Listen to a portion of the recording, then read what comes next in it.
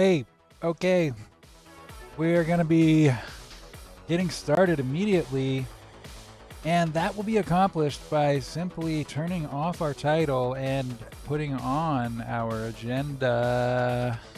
And also, I forgot to turn that off. All right, let's grab the bird here. And if you've seen the last couple episodes, this is going to be a review. If you haven't seen it, that's great. We're going to start with the first movie, which is called Introduction. Hello, amigos. Welcome back to the program. I am so pleased to be amongst the few who's allowed into your headspace as you and I explore the depths of absolute craziness together. Beginning with spindle cells, aka von Economo neuron, present in such animals as whales and primates to some degree. The more you have of those, the more the two hemispheres of your brain are communicating with each other.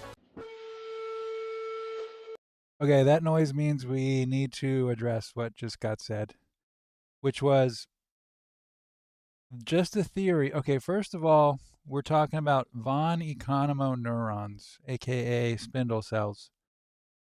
Apparently they are responsible for the presence of complex consciousness. All right. So when I was first introduced to spindle cells, I heard it was they were responsible for communication between the hemispheres. So that's what I was operating on. But now I'm not seeing any of that. All I'm seeing is complex consciousness. But I'm going to stick with this. The more you have of those, the more von Economo neurons you have, the more spindle cells, same thing you have, the more uh, conscious you are. That's what we're going to talk about today. What does it all mean? But also, we're not sure if it's just um, communication between the hemispheres or not. Originally, that's what I heard it was. I'm not sure. Now, more research needed. Let's continue. The more the two hemispheres of your brain are communicating with each other.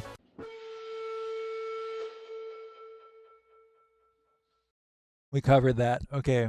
They're thought to be linked So to today we're going to be discussing Right.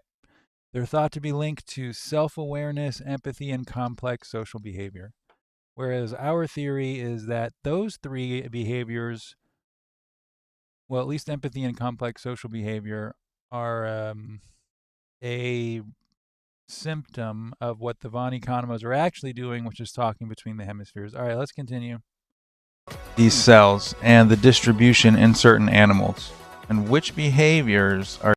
We're going to take a look at which animals have how many of these and which behaviors do these animals Going to go at which tiers of this having these cells. Humans are around 83,000. And the primates are separated 2,000 for bonobos and chimpanzees and 16,000 for gorillas. So then you have elephants and they have 10,000. Okay, and then cetaceans, I am going to leave a mystery for now. Yeah, this actually is incorrect. What it says about this amount for cetaceans. Let's see, I bet I can fix this. I think I have a trick. That is completely not a trick. In fact, that's probably personal information. I cannot tell you how that happened, but it's not what I expected when I typed in box. Anyways, ignore the blue bar here for the cetaceans, which is whales, dolphins.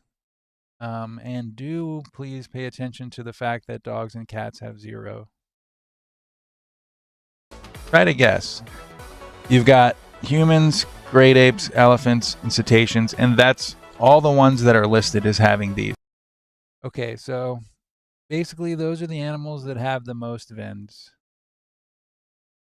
It's let's write this down. We're moving to another place. Or we're just going to turn off this and use the place we got. Let's bring this bird back out. Yes. All right. So what animals are we talking about here? We got a bunch. First, we have people, and all right, we have elephants, 10,000. Elephants, 10,000. Nice. I think we're going to have to put the chart. This is exactly fine. This chart is beautiful. All right, what else we got? We got all these numbers in here for sure. We got a 2,000. It's going to be down here. And let me get the music going back on while I do this.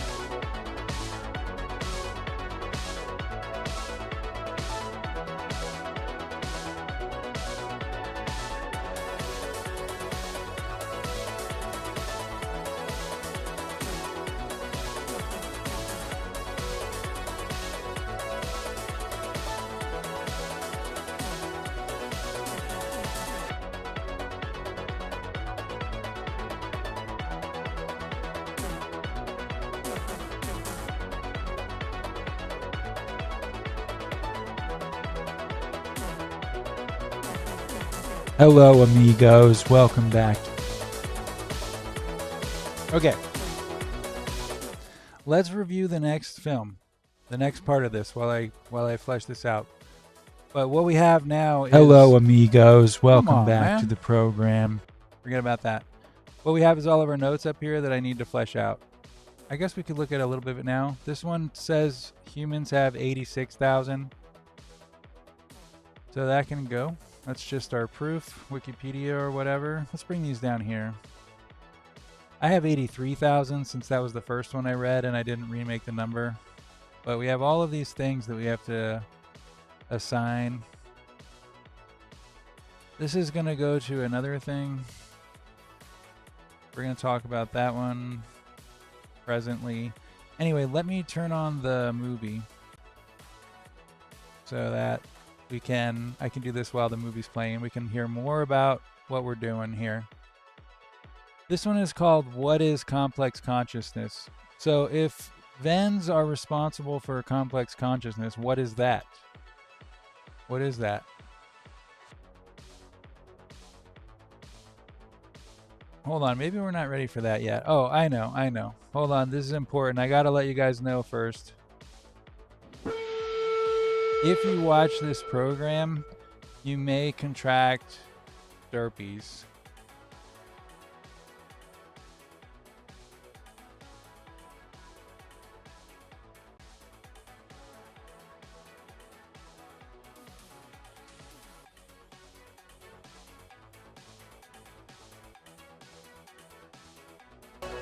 Okay, we are back, and what we are looking at is a way to. All right, this is the 0 von Economos.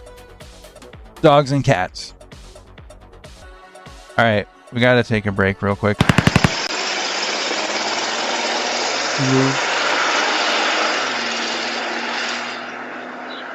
Hello, amigos. Welcome back to the program. I am so pleased to be amongst. Get that. So let's say von Economo neurons promote complex. When it says they promote complex consciousness, they make the two hemispheres of the brain talk. And so when they're not talking, let's say the top three are like in this instance, we'll say the right hemisphere or left hemisphere.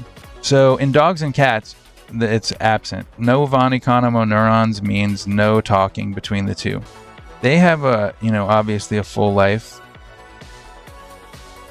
We're not going to get up here and say dogs and cats are not conscious. That's foolishness. But we are going to say that there's something going on. Okay, that's a pause. What we're trying to say is that there's several kinds of consciousness, basically. All animals, perhaps even the sun, rocks, whatever. Who's to say what is conscious? Things are conscious. We'll get into what the definition of consciousness is, according to this theory, in a moment. But essentially, we're just pointing out the difference between us and dogs and the similarities. Obviously there's something going on here where we're a little bit different than dogs and cats who have no von Economo neurons. Most of the animal kingdom has none. But as we continue, I want to just use this activity to illustrate how surprisingly similar we are in behavior to the things that don't even have von Economos at all, like dogs and cats. There are some things that we do, but basically, we're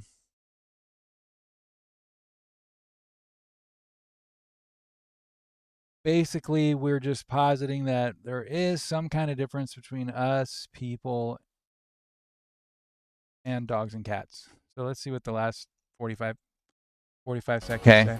So the behaviors we're going to be talking about as we go on include the following. All right, chipmunks, save that one. Put that one up here. Okay, clothes. So this is one that dogs and cats do not have. They don't wear clothes unless you're in a place where they dress their dogs in clothes. So we're going to put an asterisk next to that one and say that, like, dogs and cats, clothes, no, we do not do clothes unless dressed is the asterisk by others. Here's the theory, is that once you get some talking going on, you get a little morphage. Okay, don't watch this. It's horribly violent. Sleepers, the movie. What an unexpected, terrible scene that just happens. Randomly interjected into my, fun things with music playing pile. Let's go back to what we were doing. We were looking. Last time we did a horizontal orientation of this, and we forgot gorillas, which is huge. Because 16,000, where the gorillas hit, is like, dang, what just happened? This is actually just a joke one, because most things forget.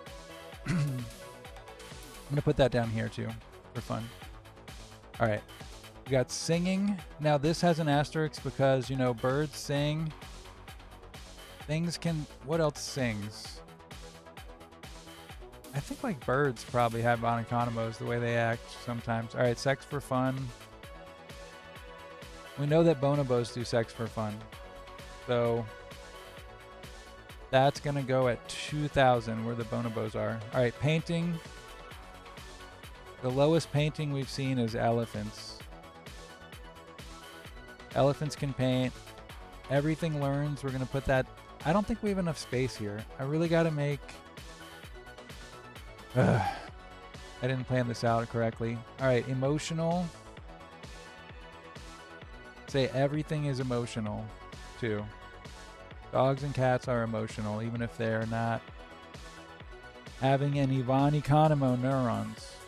All right, clothes. This is a big one. This is a very, very big one. That's one of the only ones that's up here with us at 83,000. Drugs. My rationale is that jaguars will do ayahuasca, so, you know, drugs are, you don't even have to have any von Economos to recreationally use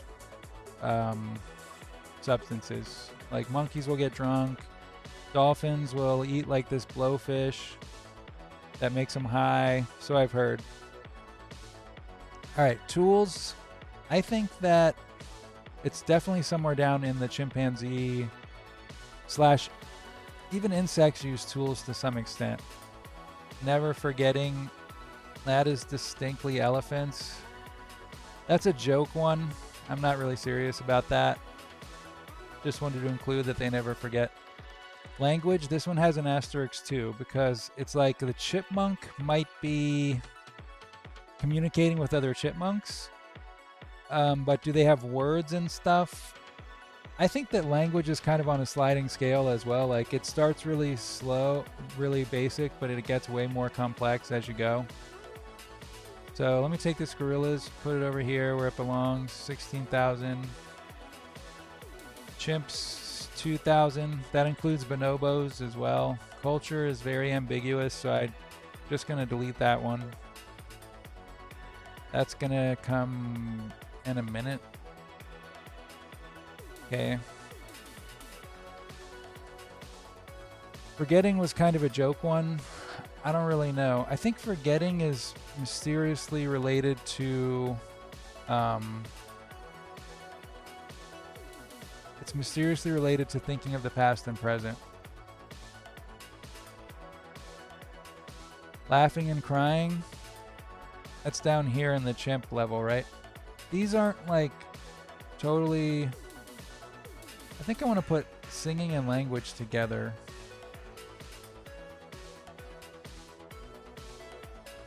Let's link those two.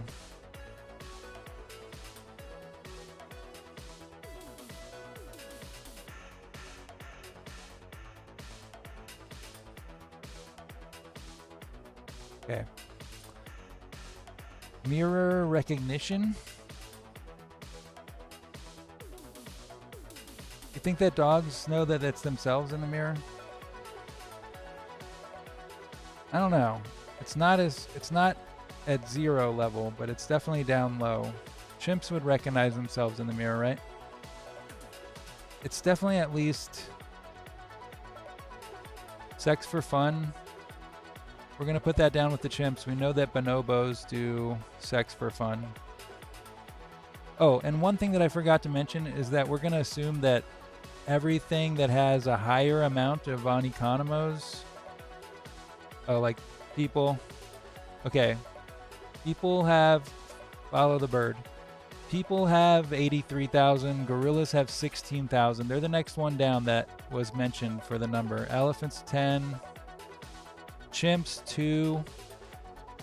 Oh, this actually will be plenty of space. Tools. Are we going to put tools in the chimp range? 0 von Economos, which is dogs, cats, and many others. Most things don't have von Economos, so sex for fun we'll put up here. Laughing, crying. I don't know about that one. I don't know. Forgetting that. Let's get rid of that one. That was stupid. All right.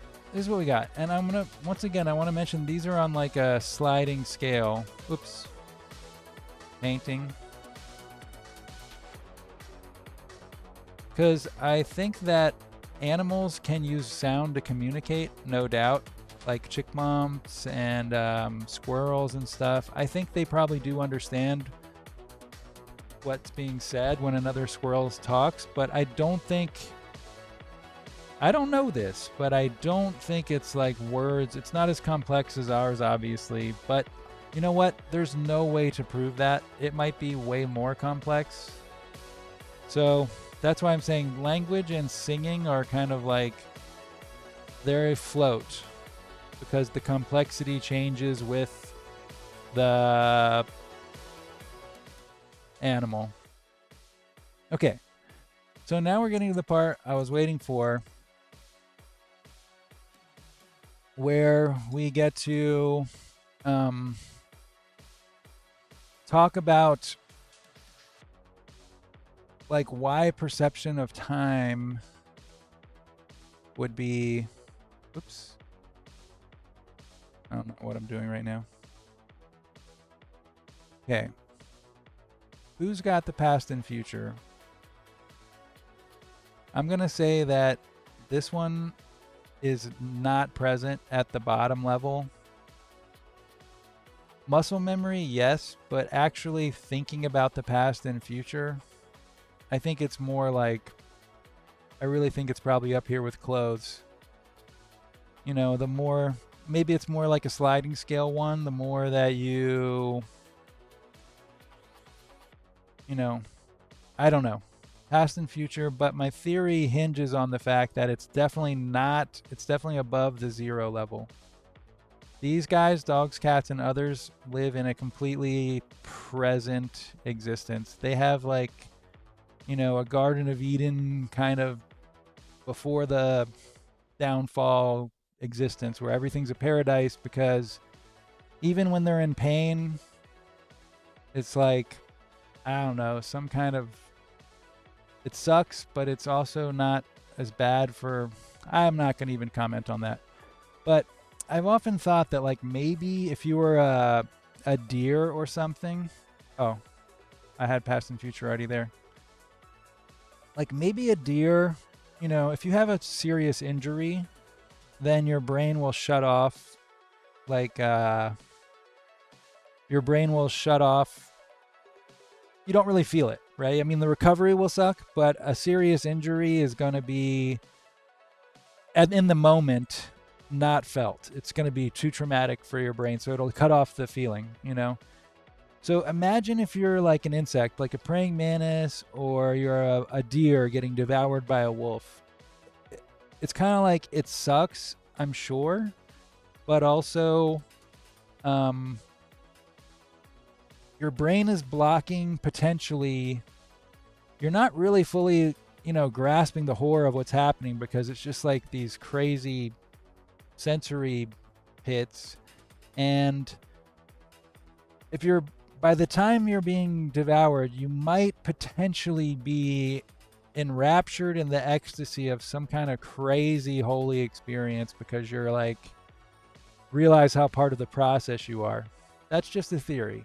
Can't disprove it, but I'm going to say that, you know, it's possible that a non-von economo having organism that doesn't have any sort of like reflection is gonna even endure terrible shit like getting eaten alive, would not be as bad as it would for us.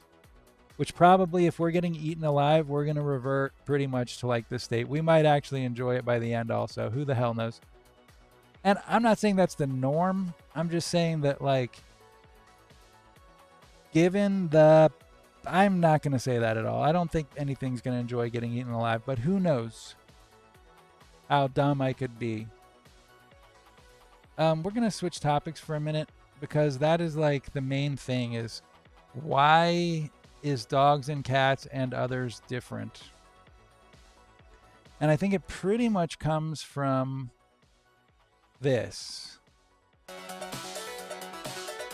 And of course, after they receive, they will, you know, you're simultaneously acting and receiving now that you're in the game. And so you're also going to be part of the signal for others now, because you're in the environment, you're part of it. Okay, that was actually supposed to just be the background. So let's do that.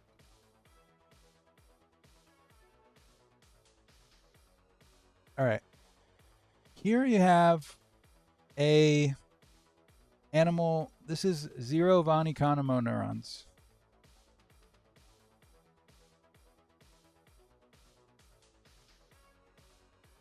Okay. And these guys have the environment is a signal and they are a receiver. They have no communication between the hemispheres of their brain, so it acts as one. That's kind of like what we're going with. It is a singular mind because there's no communication back and forth. And that is called as a boom. You're going to have, I don't like the phrase two-dimensional 100%, but it's similar. It's like a two-factored experience. You're directly involved with the environment. And that is what you basically have is the definition of the phenomena of experiencing life. You need to have the environment, the signal, and you need to have a receiver, which is an organism. And in this case, 0 von Economo neurons means that this organism's brain is not talking to other parts of itself. It's singular. So you're going to get two things, the signal and the receiver. You're going to get, this is signal receiver style. Okay? All right. And that is what is best seen by what we were just looking at. The 0 level. This is 0 von Economo neurons. But then, just as an example, say for instance that you're a chimp. So you start to have this communication. This is chimps. Okay. And this is gorillas.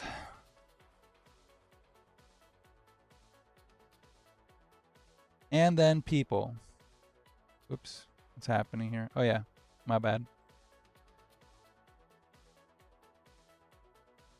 Okay. These gradients aren't exactly right. Maybe this one's people. I don't want to necessarily say that the more you have, the more brilliant it is. It could be like a different process altogether.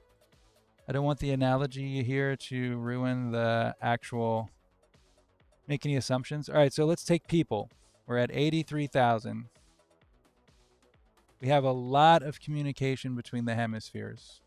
Okay? We're going to put these two away for now. All right, here we are, people. But now you have a signal receiver relationship within the mind itself, within the brain. There's already a signal receiver happening. See what I'm saying?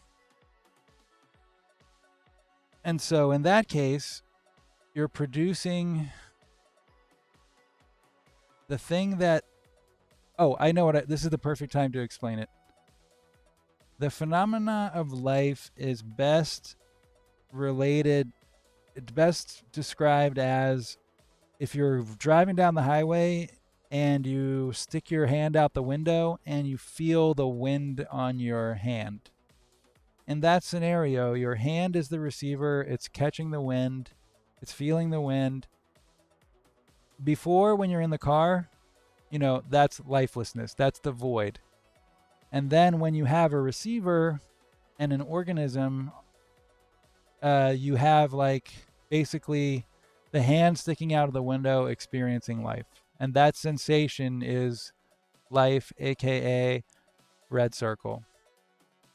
Okay, so with the advanced von Economo neurons, let's just say people and others, it doesn't necessarily have to be people, because this is the tricky part. It's a sliding scale. You know, we've already noticed that.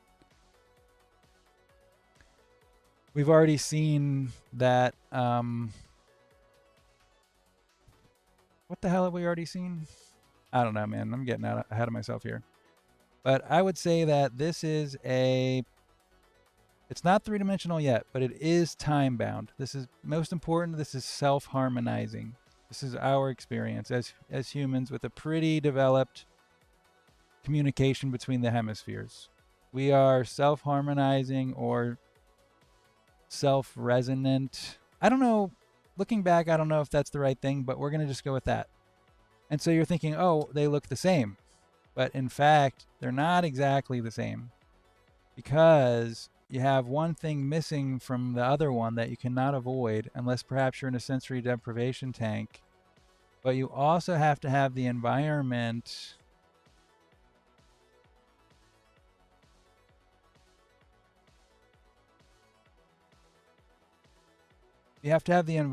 affecting us as well. We also live in the environment. Maybe having a cat wasn't the greatest thing here. I don't want to confuse the issue, but don't think of it as a cat. Think of it as the environment.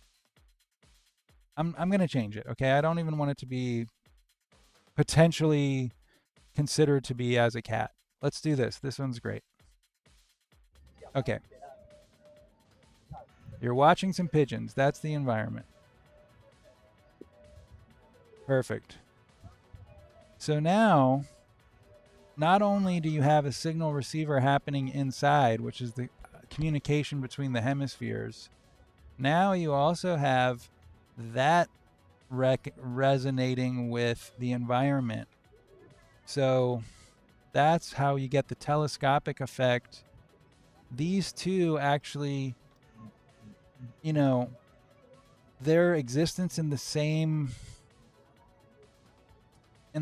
space, their forced recognition of each other creates this third dimensional time-bound experience where suddenly we're popped out. We're popped out of that, Garden of Eden. I'm going to stop using that analogy, but the paradise of that the animals live in. We're popped out of that, if indeed it is a paradise. It might not be the Garden of Eden down there. We don't really know. But it's a good analogy in this case. So that one is actually, that's kind of like more how our three-dimensional experience could be visualized. Let's give this the official seal of quality. And we have one more note we want to add. Basically says signal receiver. Here we go. Hey, that's not correct. Is this it? Receiver signals. Receiver signals. Receiver signals. Receiver signals. Receiver signals. Receiver signals.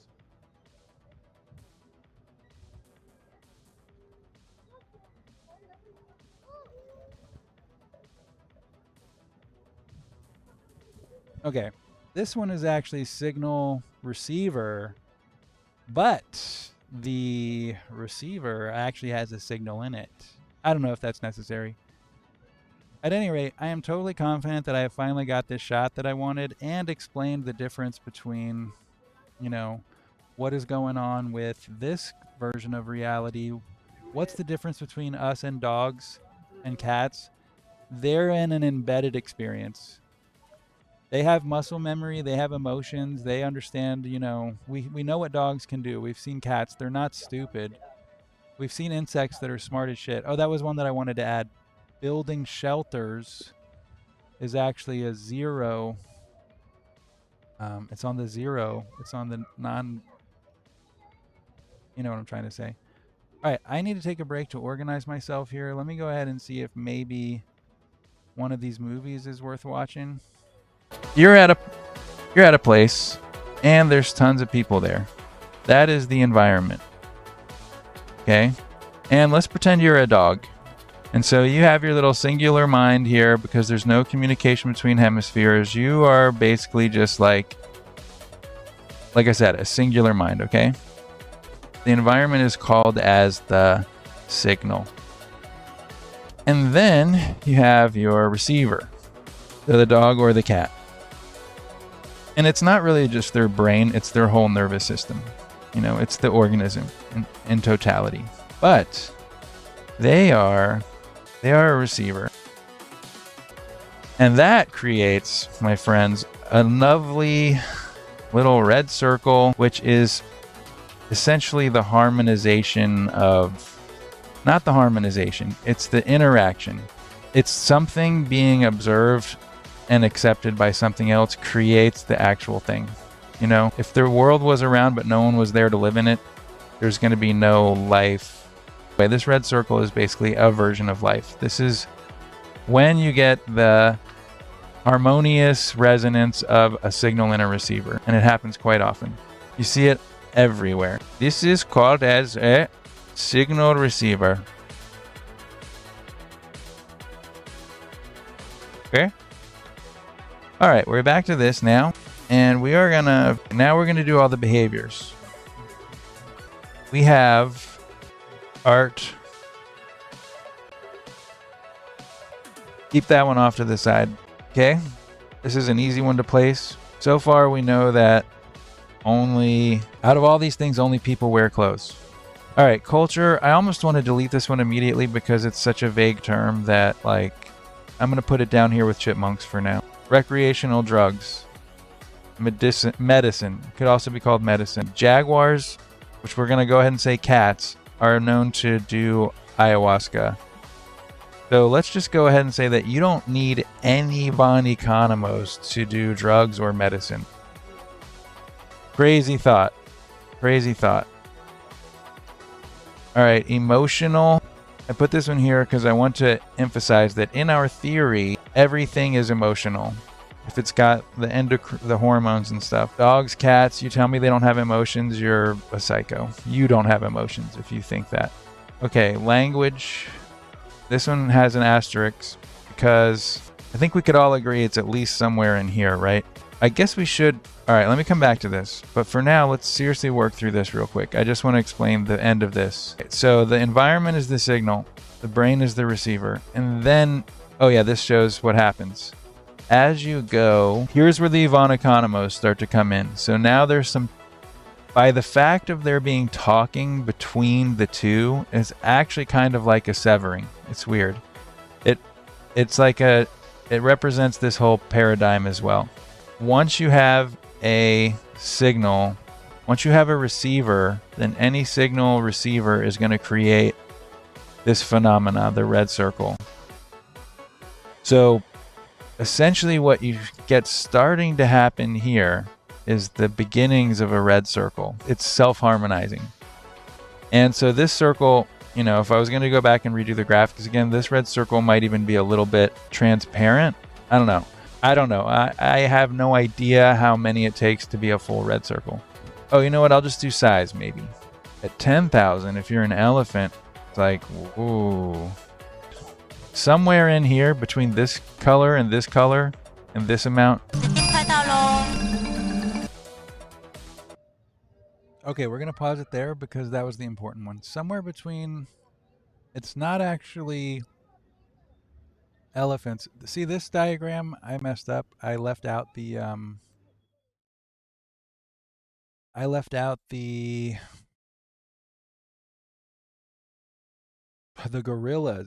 I left out the gorillas. So I just went ahead and looked up Coco the gorilla, and honestly, a cursory glance of her abilities did not turn up anything super impressive. We're just going to say that gorillas have, there was some buzzwords in there like advanced reasoning. Sounds like BS to me. I want to know some examples of advanced reasoning, but until then, I'm not putting it down. Anyway, gorillas do demonstrate. I knew she could count. She had pets. Should have put pets down there. And then also, I wanted to add the last one, which would be building buildings. Oh, sugar. That's going to be bad. All right. my bust. That looks. We're back to Coco here. We got inner spinners. Yes. Somewhere over here. And then the last one. Going to be building things. Building shelter. Okay, and that's at 0. Which is cool. So let's take a look, and this is when I really wanted to just hammer home how, you know, not different our experience is when you think about it. How do I do my. Sorry. Okay, down here, this is how much of this is basically. We could get away with being chimp. Would we all be satisfied with 2,000? If you had to experience past and future to have sex for fun, and I think doing anything rapidly for fun does not have to be.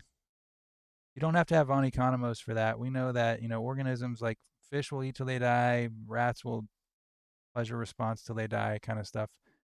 Anyway, I don't want to get sidetracked, but just check out how little is actually, you know, high level thinking. Clothes and painting. So you could kind of, if we just got rid of artwork and clothes, we might revert back to some kind of amazing animal state. However, now this is the one that's going to really blow you away. We're finally getting to the cetaceans. Oh, no. Dolphins and stuff. The most amazing thing about these guys is how many von Economo neurons they have. And let me tell you, it is 3 times the amount that people have. Can you believe that, Ish? 3 times. Don't look at this. Only look at this. I got it. Whoop. Check that out. So that means that if it's true that all of these lower behaviors are inherited upwards, that means that cetaceans can do all this, or they would be able to. Whales would be able to do all this if they had the opposable digits. They probably do it for fun. They probably recognize themselves in the mirror. They probably sing. They sing. I mean, we know they sing. We call it singing, but I bet they actually sing like we do. Definitely doing drugs. We already talked about dolphins will eat this blowfish that gets them fucked up. Now, interesting thing. This is sort of like the takeaway of the day, I would say, is that at 83,000, you wear clothes. That's people. What happened to my people thing? That's all right. You know what? I'm prepared. When I said that I was prepared, I actually was not prepared. However, I recovered really, really fast. And so people, 83,000. So if people have 83,000 and we wear clothes, that means that somewhere in between 83,000 and 259,000 von Economo neurons, you're going to take your clothes off again. And that is the main takeaway of today, my friend. Dolphins don't wear clothes, not because they live in the water. It's because they're too freaking aware. They're in the world so much that the idea of clothes is laughable. And perhaps one day, if people gravitate closer to this number of von Economo neurons, we can too ditch our clothes in the dust and go back to the naked times. I see you're naked. Okay, that actually freaking totally finishes that topic. And I'm so happy. But we have more topics. Oh, yes, this amount of crazy freaking drivel and scientific excellence is only getting started for the night, because if we can revert back to our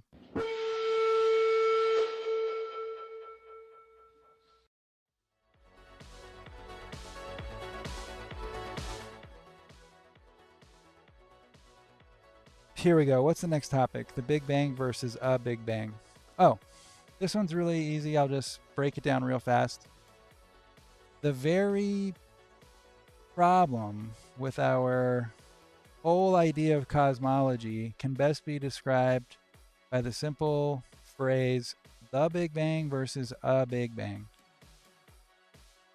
My friends, let's watch the video and see what this guy has to say about it. Suddenly, the James Webb Telescope is catching sight after all this time of an object once thought a complete mystery, your mom's. 14. They can't understand how galaxies there wouldn't have been time for them to form. New research finds the universe is twice as old as we previously thought. New observations from the James Webb Telescope suggest the cosmos may be much older than we once believed. For decades, scientists held the universe was about 13.8 billion years old, but that number now faces serious doubt thanks to the James Webb's groundbreaking data. The James Webb was built to peer deep into time. Its precision and range allow it to detect light from the earliest galaxies, opening a window into the universe's youth. And what it's seeing does not match the script cosmologists have written for years. Some of the most puzzling finds have been dubbed impossible early galaxies. These ancient structures appear to have formed just 500 to 800 million years after the Big Bang, but that's where the problem lies. They look far too developed for their supposed age. These galaxies have features that shouldn't appear for billions of years. That's like given their distance from the Big Bang. These galaxies possess the complexity of much older systems, shaking the foundation of what we thought we knew. So what if it's actually because we're not seeing super old galaxies? Okay, we're going to pause the theory. First of all, just want to say, at this point, it's 2025, and every time that we hear an article that says science redefines what science previously knew, we have to just say, okay, who's to say that's not going to happen next time? Everyone's losing credibility here. Can we please go to the post freaking dumb era where we realize that we don't know and that we're all just trying? Do not attach your opinions to any sort of, truth and then fight to defend that truth, because you just don't know, especially when it comes to shit like this. Looking at you, Neil deGrasse Tyson. Okay, I'm probably going to cut that out. But that just happen to be extra evolved. What if they're old galaxies from another Big Bang? What if this is the bleed over from another Big Bang that happened before? Okay. Sorry. So essentially what I'm trying to say is that there was another Big Bang that happened before our Big Bang, and it was way, way far away, and now we're catching the bleed over. There was plenty of time if they formed in another Big Bang, and now we're just catching sight of them because, two potted plants thrown off the back of a truck, the debris is mixing together. What we're seeing in this picture is not, in fact, a galaxy from our Big Bang. It's something else coming in from a different Big Bang. Why is that important? If you imagine that one Big Bang goes off over here, and then millions of years before that, another Big Bang already went off over there. And guess what? Another one went off way before that. And millions and infinite Big Bangs have been going off in this other space for millions of times. Then what you kind of have is the multiverse being redefined again as a universe. And we can see that in this new perspective, we're actually in an infinite void, and time is starting and stopping in these bubbles of matter that starts moving. All right. So what I'm trying to say there is we always thought the Big Bang was the beginning of the universe. But what if actually, it's the beginning of our relative matter spinning locality? There's matter spinning through space, and this is our locality. We think it's the universe. We're talking about, oh, wow, there's other universes out there. There's other universes out there. But it's not true. They're all just other Big Bangs that happened at different times. And maybe we're catching sight of, like, you know, this incursion here. Marvel incursions are real. There's an old galaxy from another one getting into our shit, and we're seeing it. That's why it looks old, because it is old. It's just not ours. This one is a lot less confirmed than the Von Economo Neurons official seal of approval one. But that's what I'm saying. And to help illustrate that, the reason why I feel like that's so important and why it's probably so likely is because it really demonstrates the whole there is zero time, we all live in a void principle. Because if you have a big bangs going off left, right, and center, then you're forced to grapple with the context that they're in, which is this beach in this illustration, but essentially it's the timeless nothing that actually is the nature of the universe, not the swirling matter. The swirling matter is not the nature of the universe, it's part of the universe, but the true nature is the endless, timeless void. That's why you can say time is eternal and have no problem with it. And I think that thanks to me, we're just getting to the stage in human evolution where we can visualize, because of these pictures that I'm doing here, but also, the James Webb Telescope and all the people who worked on that. It was pretty amazing. I saw a documentary about it.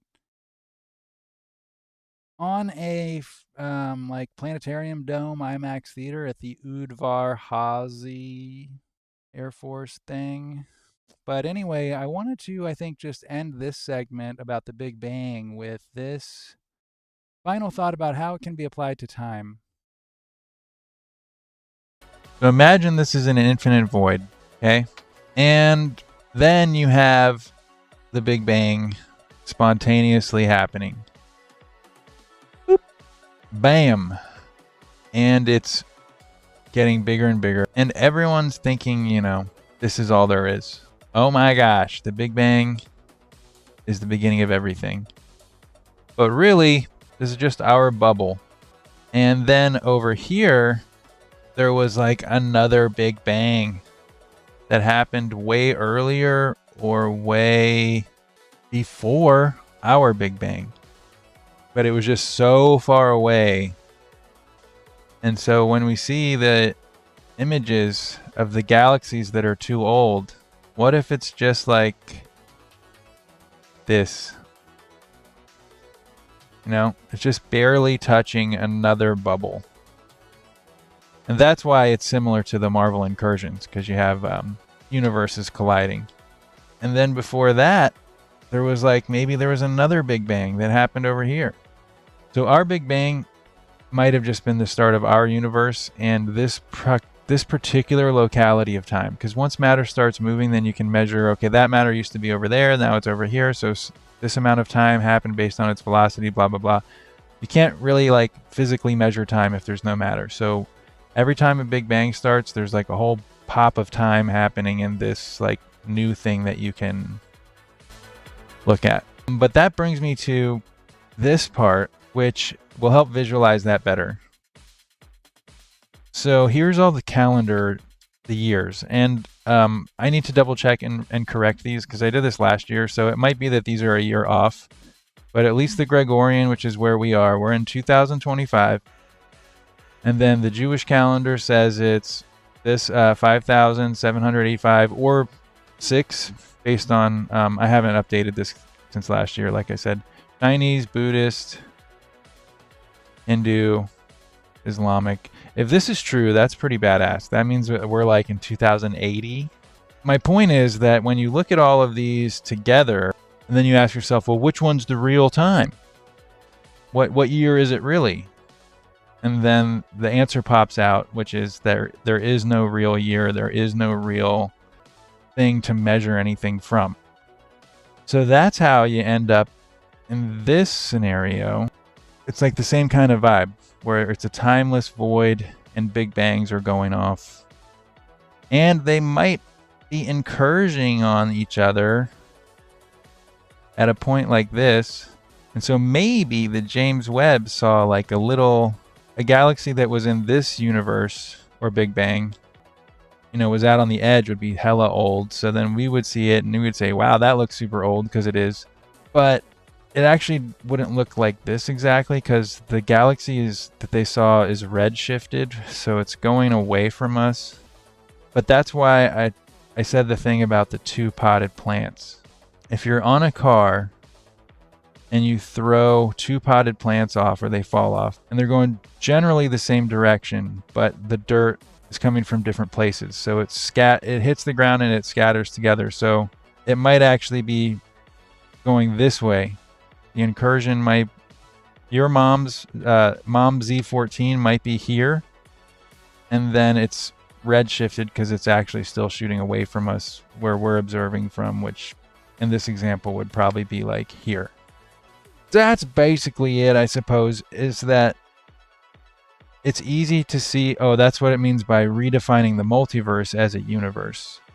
Okay, there's a Big Bang, that's our universe.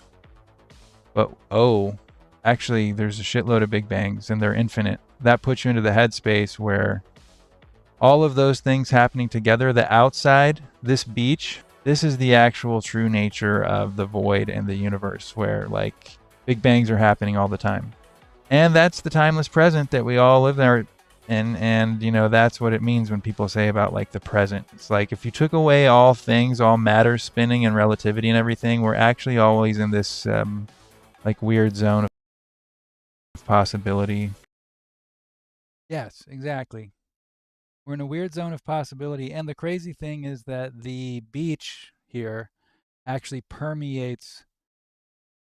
Even when the Big Bang goes off and you get matter spinning, so you can start measuring time because there's relativity, because matter is relative to itself. So you can say, like, okay, it rotated this way. So that's how we judge time, based on it used to be over there, now it's over there. That's the only thing that makes time. It used to be over there, now it's over there. And it goes in a loop. And we use those loops to measure time. So the infinite void, which would be the beach without these Big Bangs here, that actually, even if there were no Big Bangs, it permeates everything. That's the nature of the universe. But even when the Big Bangs come, the in-between spaces of the matter is still all that. So that's how we still we can measure time, we can do all this stuff, but we still get like that singular present moment bleeding through all the time, and we're still connected to, like, you can't even say the beginning of the universe because there is no beginning. We're still connected to that infinite empty space, which is basically eternity.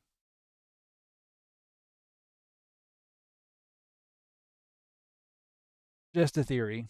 Okay, let's check out what other.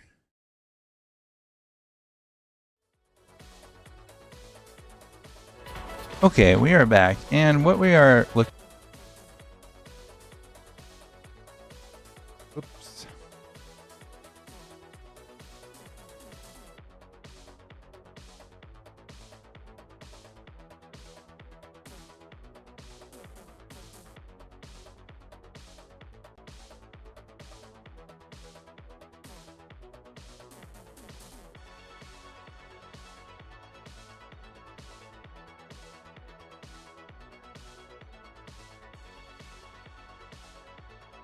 Snowballs colliding.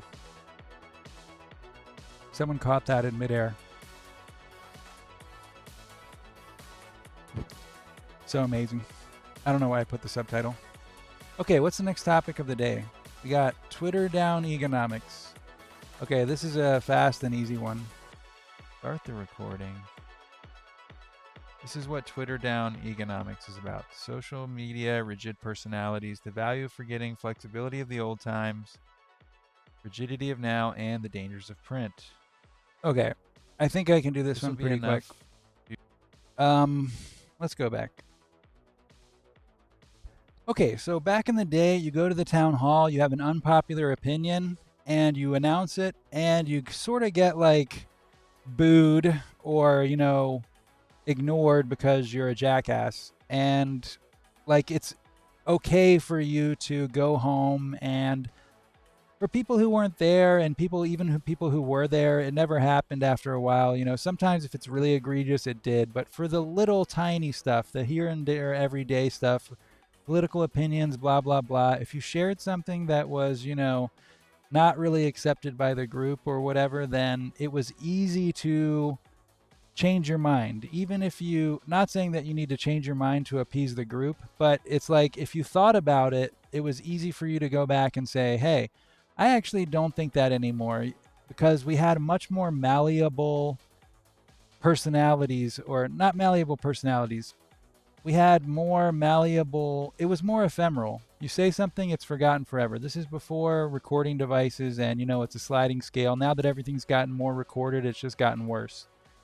But essentially, what I'm talking about when I say Twitter down economics is that, like, every time you make a post and then it gets liked, that is reinforcing something in your personality. That's reinforcing your belief that you might have later even shed if you'd actually been alone with your thoughts. But it's validating a previous version of yourself. And then you're basing your personality based on those likes. This isn't everybody, but I think it is a phenomenon that happens to some degree. I just think that in this day and age, when everything is so documented and everything, it's like everyone's going all in. No one's really got the, people delete their tweets and stuff, but mainly you have the documentation of your previous personality, so it's easy to imitate that and amplify it. And that's how you get Twitter down economics. We're all like our own little cult of personality now, because we have responses from everyone. And maybe this one does need a little bit more work, but I think the flexibility of the old times was important. The rigidity of now, the Twitter trail actually reinforcing our personality instead of us saying something that we might later disagree with and maybe even forgetting about it. And the dangers of print. I don't know. I just think that if it's more ephemeral, then it's easier for opinions to be,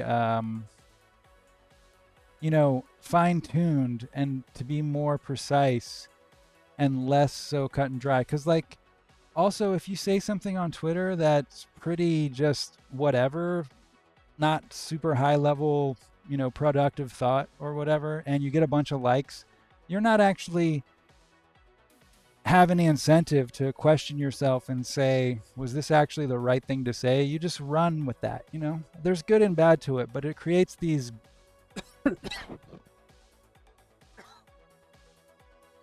platforms for us to reinforce our previous opinions. And that platform wasn't there before. Of course, that was always happening to some degree. Personalities are not a new thing, but now we're getting this tunnel culture, runaway. By tunnel culture, I mean, like, before there was 4 radio stations and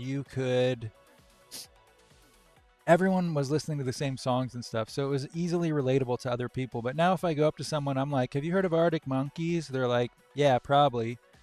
But, everyone's living their own culture tunnel where they're accessing niche things that they want to access. And, like, the popular things are also just, I don't know, not by and large as popular or relatable. Like, not everyone's into them. Some people are just kind of not into them because they're popular. All right, this one's done. I'll come back to it one day. But the next one is a really super important one. That's silicon-based life. And we need to, let's just review the tape. Oh, is there a tape? For the last 2 years, AI has been the talk of the town. Imagine little Transformer kids watching Transformers and being totally freaked out by their gratuitous violence. These are tiny missteps that we make on the road to peace with silicon-based life forms. It's small overlooks like this that prevent a peaceful transition to a machine-personed world. Saying AI is one day going to be considered rude. No kind of intelligence likes to be called artificial.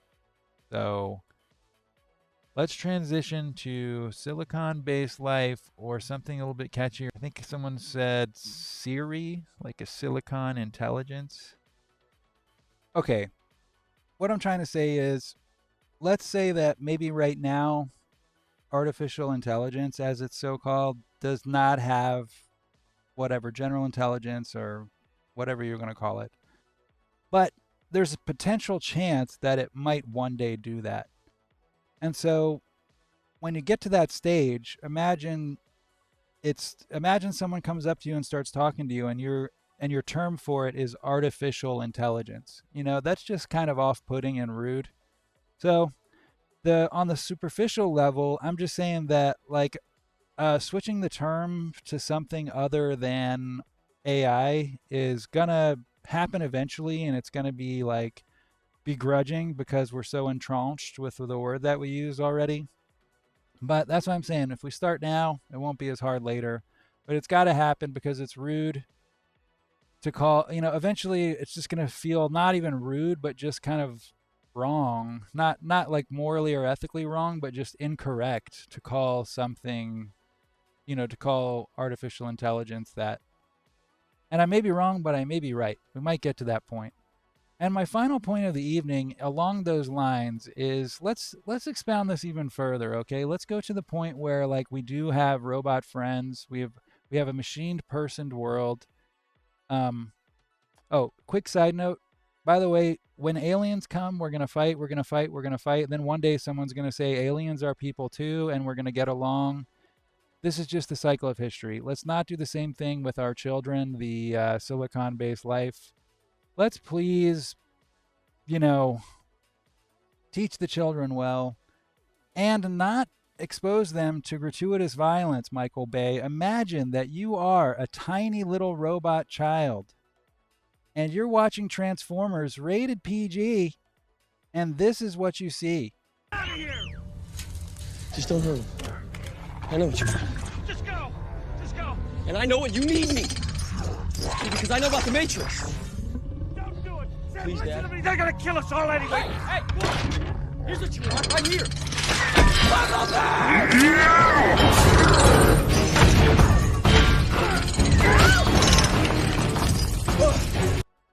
Okay, so far nothing big, just some fighting, robots fighting, no big deal.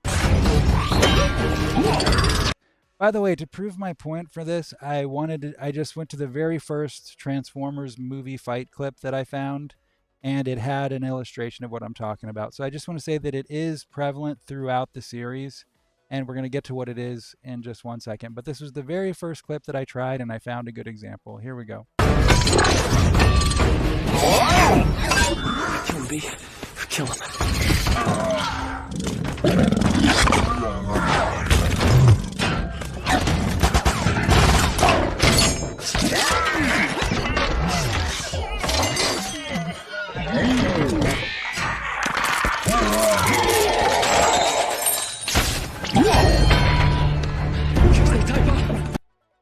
I don't know if you caught that. Why don't we watch it again? Okay,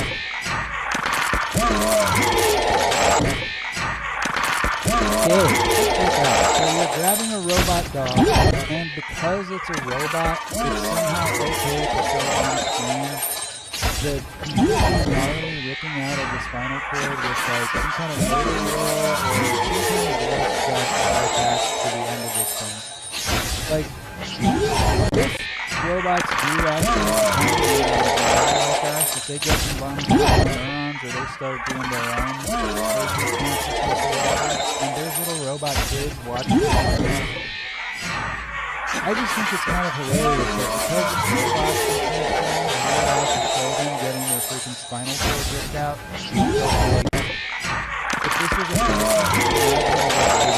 like, this single scene alone with just a dog is worse than like anything in RoboCop. Maybe, it's all subjective. But look at this. I mean, that is so depressing if you're imagining that one day robots are going to be. This is Mortal Kombat get it style violence and you get the spinal cord out. So, this is an AI monitoring my YouTube broadcast. I'm sorry that you had to witness this, but I think it's time that we also start looking at movies and asking movies to be more sensitive to our robot brothers and sisters. And when we're watching Transformers and Optimus Prime, like, stomps a guy's head and then totally whips out his spinal cord. This is a dog, but Optimus Prime whips out some heads. He whips out some spinal cords. There's blood, but it's green, whatever, sitting over there. I think I've made my point. And more importantly, I think that I've covered all the topics that we were planning on. Thank you so much for joining me. I will say that next time I'm going to do something super interesting, which is going to be the flower method. It might not sound interesting, but I guarantee you maximum benefitage from this method.